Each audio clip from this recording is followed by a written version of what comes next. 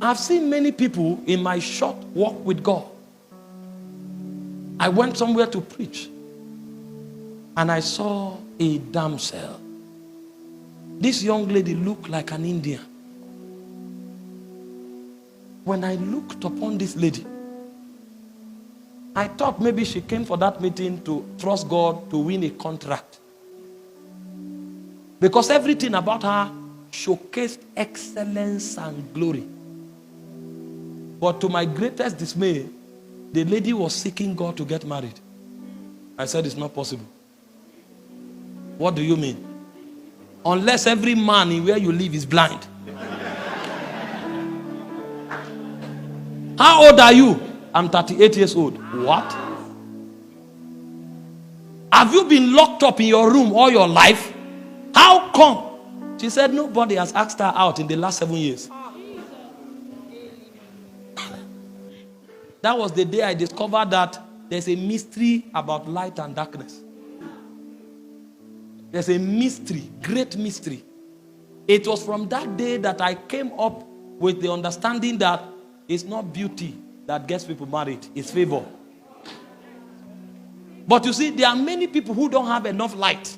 They spend all their money on hair, on eyelashes, and on fingernails. But when you have light, you will know that there is an economy that Esther had. That even when nobody should see the king, she broke protocol. And when she entered, the king stood up and said, the search is over. It will take light. It will take light. Too many people don't have light. Somebody entered ministry. He wanted to start ministry in Abuja. And he gathered 100 million and entered the city. Said they've come to take over the city. He said, relax. How much is billboard? He paid for it. How much is tent? He paid for it. After 4 months, they became 3 in the tent. That was when he knew that what you need to start a ministry is not money, it's light.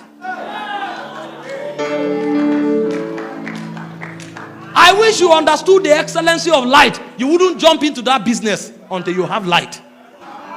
If you understood the excellency of light, you will not start that course.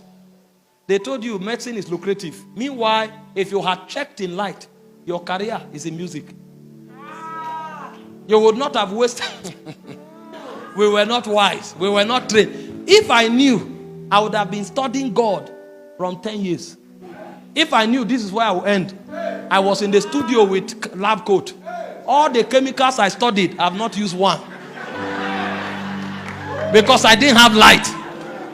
Studied chemicals, studied water, H2O. Water is H2O. Studying about pinnacle, arrangement reaction in medicinal chemistry. I didn't need any of them. But there was no light. There's nothing wrong in schooling. But if I had light, I would have schooled in the direction of my call.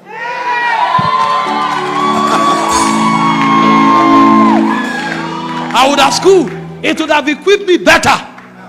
But I didn't have light. I was groping in darkness for many years before I began to hear the sounds of heaven.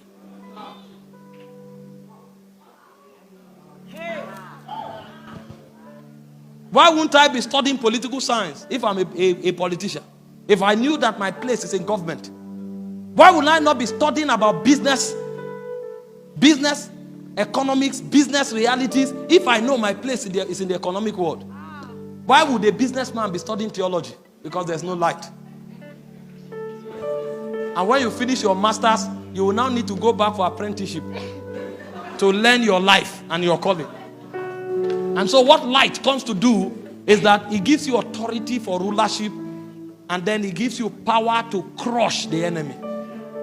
There are most of you here, the challenge that your family is going through, the challenge your ministry is going through, the challenge you are going through is darkness at work. If you had one flicker of light shine through that darkness, that challenge would have crumbled. And so the excellency of the presence, the glory of the presence, is the fact that the presence furnishes you with light. Light that is consistent with your destiny. He looked at Jeremiah. He said, before you were formed in your mother's womb, I knew you. I ordained you and I sanctified you to be a prophet. You are not a priest. Your great-grandfather, your grandfather, and your father may be priests. You are a prophet. And your order of the prophetic is to uproot and to plant. And so when Jeremiah enters a city, he knows that he's an architect of civilization. If he sees something that is not consistent with the will of God, he can say, by this time next year, vanish from the face of the earth. Because he found his destiny. That kind of precision and accuracy, you can't pick it in the market. You can't pick it in the Bible school. You will only pick it in the presence. The greatest crisis of destiny is dislocation. Men that should go to Nineveh are on a boat going to another direction. And because they are not in the direction of their destiny, all their efforts count for nothing. Hear this. Your effort will be wasted until light comes to you. I've taught many times, if you are in the wrong direction, speed is not an advantage. Imagine if I'm supposed to go to Benue and I face Gombe. I'm driving on high speed. I have an accident. I stop, change the tire. Engine knock, I repair it. Put in all the labor. After 2 days, I will now arrive Gombe. I'm farther from my destination. But if I had light and somebody tells me, take left, not right, all of that waste wouldn't have been necessary. The excellency of the presence is that the light of God is furnished. And that light gives you authority to prosecute destiny. And that light gives you authority to destroy the enemies of your destiny. You are not a victim. You are just in darkness. And the moment light comes to you, you will discover how helpless the devil is. The devil is not as strong as he parades himself to be. He's a defeated foe. He's having spoiled principalities and powers. He made a public show of them, triumphing over them by the cross. The devil is not powerful. The devil only has instrument of deception that he uses to keep the sons of light in captivity. The moment light comes to you, you will discover your rulership over the devil. That's the excellency of the presence of God. That light dwells in God's presence. And so what does light do? Two things. Number one, light gives you authority in the realm of God. Because if you see things the way God sees them, then you can do them the way God does them. Jesus said that everything I do is what I see my Father do that I do. So light is the symbol of authority in the spirit realm. In Job chapter 38 verse 4, it said, declare now if you have understanding. What gives you the right to change things? What gives you the right to speak? What gives you the right to change things is the measure of light that is in you. If you have no light, you have no authority in the realm of God.